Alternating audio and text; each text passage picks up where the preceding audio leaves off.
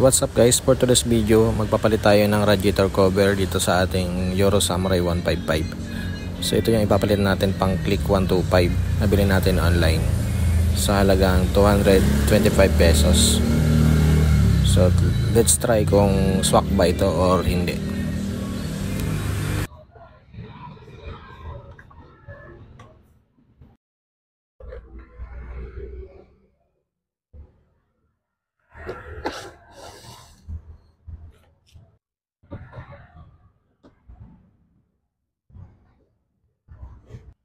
Kailangan natin mahawi ito para mapasok natin yung pang-bukas natin.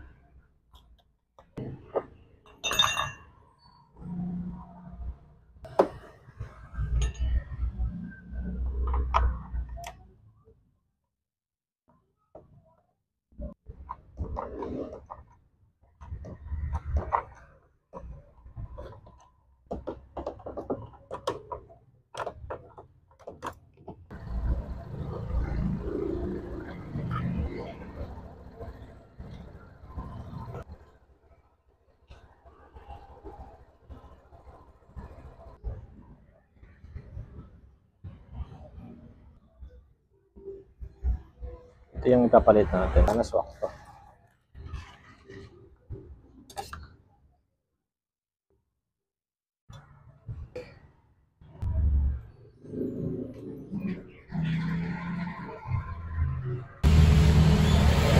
Ayun. So after natin magkabit, so nagkaroon tayo ng konting problema. Dahil yung tornilyuhan dito hindi nag-swak.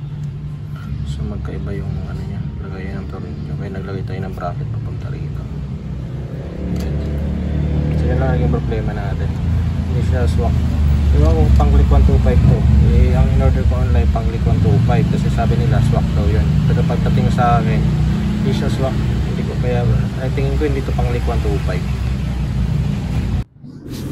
So ayun, goods naman, kahit nagkaroon tayo ng kaunting problema, nagawa natin ng solusyon.